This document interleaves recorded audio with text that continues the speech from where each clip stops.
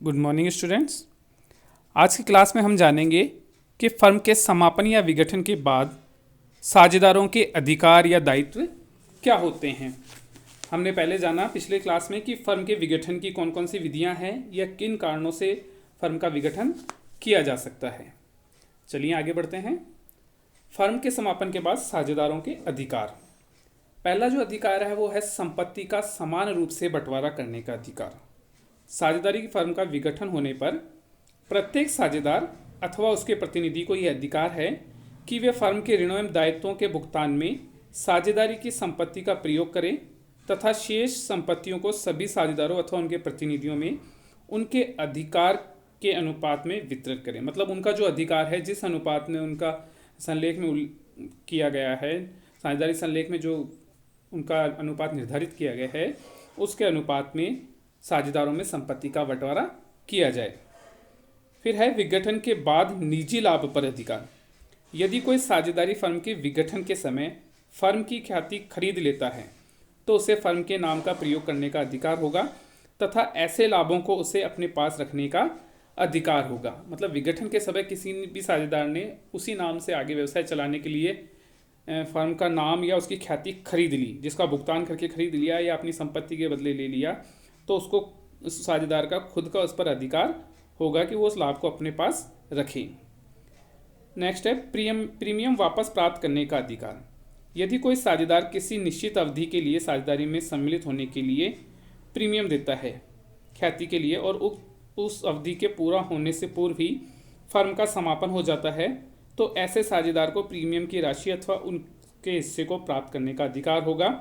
किंतु कुछ परिस्थितियां हैं जबकि साझेदारी फर्म की समाप्ति किसी साझेदार की मृत्यु के कारण हो जाती है अथवा फर्म की समाप्ति उसके स्वयं के दुराचरण के कारण हुई हो या फर्म की समाप्ति किसी ऐसे समझौते के अधीन की जा रही हो जिसमें प्रीमियम अथवा उसके किसी भाग की वापसी की कोई शर्त नहीं हो, तो फिर उसे प्रीमियम वापस नहीं मिलेगा। नेक्स्ट जो है अधिकार वो है कपट अथवा मिथ्या वर्णन के कारण साझेदारी अनुबंध रद्द होने पर अधिकार।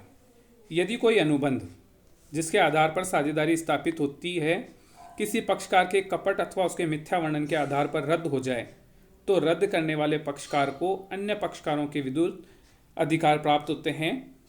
ऐसे धन पर ग्रहणाधिकार या उसे रोकने का अधिकार जो फर्म में हिस्सा खरीदने के लिए दिया हो अथवा पूंजी के रूप में दिया हो। यदि उसने फर्म को कोई ऋण चुकाया हो तो वह उस भुगतान के संबंध में फर्म के ऋणदाता के रूप में अपना अधिकार कायम रखेगा।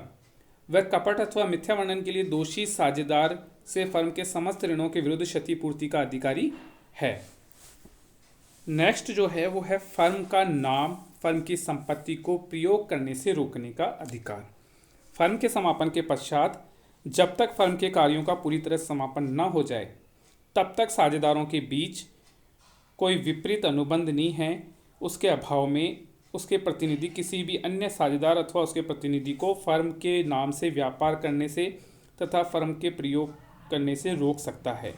मतलब कोई भी साझेदार किसी दूसरे साझेदार को फर्म के नाम संपत्ति के प्रयोग करने से रोक सकता है कि जब तक उस फर्म का समापन नहीं हो जाता।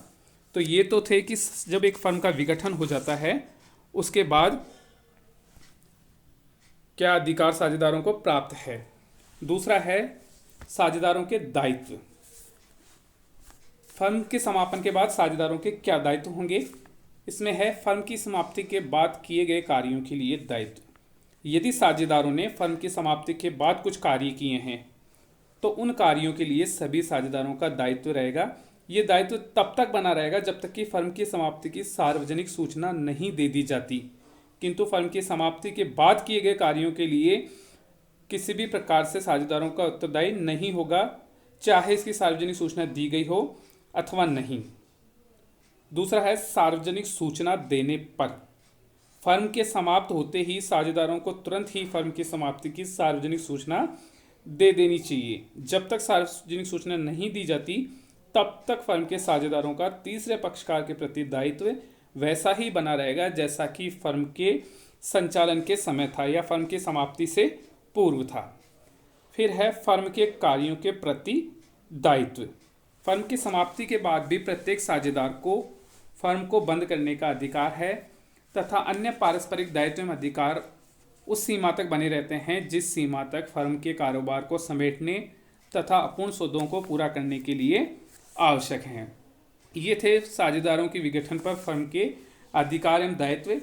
अब कुछ ऐसा होता है कि फर्म की समाप्ति के बाद हिसाब किताब का निपटारा जो किया जाता है वो किस प्रकार से किया जाए। जैसे फर्म को होने वाली हानियाँ, पूंजी में होने वाली कमी, तो ये सर्वप्रथम क्या होगा, इसको लाभों से पूरा किया जाएगा।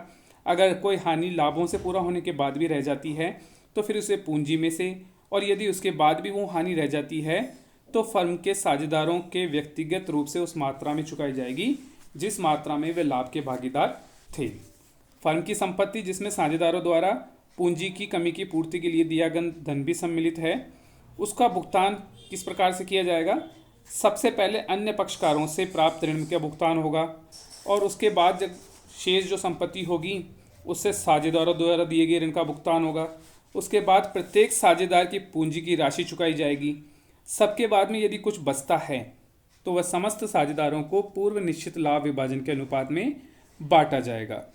यदि कोई साझेदार दिवालिया होने के कारण अपना अंशदान नहीं दे पाता है तो किसी विपरीत अनुबंध के अभाव में उसकी न्यूनता को दूसरा साझेदार या शेष साहूकार साझेदार गार्नर बनाम मूरे के वाद में दिए गए निर्णय के अनुसार पूर्ति करेंगी।